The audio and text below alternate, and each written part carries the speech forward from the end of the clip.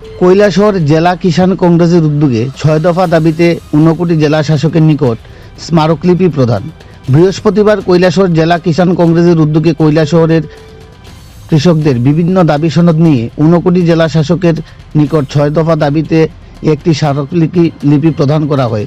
তাদের প্রদেয় দাবি সনদগুলো হলো: ডক্টর স্বামীনাথন কমিশনের সুপারিশ অনুযায়ী কৃষকদের ফসলের এমএসপি এর ক্ষেত্রে উৎপাদন খরচে 50% অতিরিক্ত মূল্য নির্ধারণ করা, রাজ্য সরকার ধান ক্রয় এবং ক্ষেত্র উৎপাদনের ক্ষেত্রে সাথে সাথে কৃষকদের সমস্ত ধান কেনা নিশ্চিত করা, পেট্রোল, ডিজেল, গ্যাস এবং বিদ্যুতের মাসুলের অস্বাভাবিক মূল্যবৃদ্ধি রোধ করা, নিত্য প্রয়োজনীয় পণ্য সহ কৃষকদের ব্যবহৃত সার, ওষুধ এবং সারের ধারাবাহিক অস্বাভাবিক মূল্যবৃদ্ধির বিরুদ্ধে কার্যকরী পদক্ষেপ গ্রহণ করা এবং নিম্নমানের সার ও কীটনাশক ওষুধ সরবরাহ বন্ধ করা।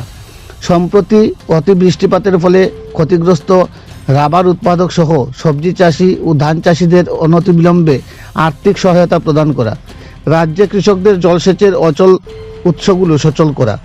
এদিনের ডেপুটেশনে উপস্থিত ছিলেন কৈলাসহর জেলা কিষাণ কংগ্রেসের চেয়ারম্যান রুহিদাস সাহাজি, সাধারণ সম্পাদক অর্পণ ঠাকুর, ঊনকোটি জেলা কংগ্রেসের সহসভাপতি রিন্টুলাল দেব, 2 নং মাছপাড়া সাধারণ আসনের বিজিত প্রার্থী অর্জুন রায়, মহিলা কংগ্রেসের রাজ্য সম্পাদিকা সাগরিকা চাকমা, বিজেপি এর নেতৃত্ব উত্তম চক্রবর্তী সহ অন্যান্য সদস্যরা।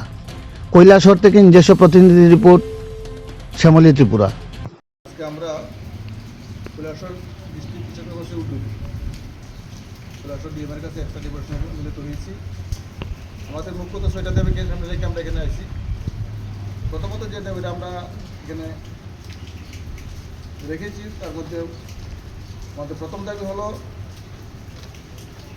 ডক্টর স্বামীনাথনের কমিশনের যে সুপারিশ, সেই সুপারিশ অনুসারে উৎপাদিত ফসলের খরচের 50%-এর বেশি মূল্য নির্ধারণ করে এমএসপি নির্ধারণ করতে হবে। দ্বিতীয় দাবি, ধান ক্রয়ের ক্ষেত্রে গভর্নমেন্ট প্রতি বছরই গরিমসি করে, যখন ধান কৃষকরা ঘরে তুলে তার 3 মাস 4 মাস করে কৃষকরা গভর্নমেন্ট ধান কিনে, সেই ক্ষেত্রে কৃষকরা রাখার ধান সংযোগ মজুত রাখার মতো অবস্থা থাকে না, পরে মার্কেট বিক্রি করে দিতে বাধ্য হয়, তারা তারা ন্যায্য মূল্য পায় না। তাই প্রতি ফসলে ওঠার সঙ্গে সঙ্গে যাতে গভর্নমেন্ট ধান ক্রয়ের ব্যবস্থা করে, এই দাবিটা আমরা রেখেছি। তৃতীয়ত, ডিজেল পেট্রোলের দাম এবং বিদ্যুতের দাম যে অত্যাধিক হারে বৃদ্ধি পেয়েছে তা যাতে কমিয়ে আনা হয়, এই দাবি আমরা রেখেছি। 4 নম্বরে তো আমরা রেখেছি বাজারে কৃষকদের যে সার ওষুধ যে বিক্রি হয় সেটা অত্যন্ত নিম্নমানের সার ওষুধ বিক্রি করা হচ্ছে, সেটা নিয়ে যাতে তদন্ত করে যথাযথ ব্যবস্থা গ্রহণ করা হয়। 5 নম্বরে আমরা দাবি রেখেছি এইবার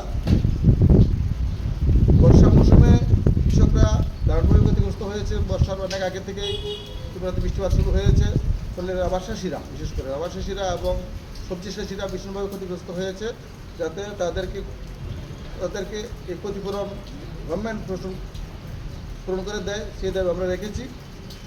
এবং ষষ্ঠত যে দাবিটা আমরা রেখেছি সবচেয়ে গুরুত্বপূর্ণ, যেটা ত্রিপুরা সারা রাজ্য, শুধু কৈলাসহর নয়, সারা ত্রিপুরা রাজ্যেই যত জলসেচের ব্যবস্থা আছে, এখানে ডিপ টিউবওয়েল থেকে শুরু করে এলআই স্কিম থেকে শুরু করে সোলার প্যানেল থেকে শুরু করে সব ক্ষেত্রে আমরা দেখেছি 50% জলের উৎস নষ্ট হয়ে আছে, যা কৃষকরা কোনো কাজে আসছে না।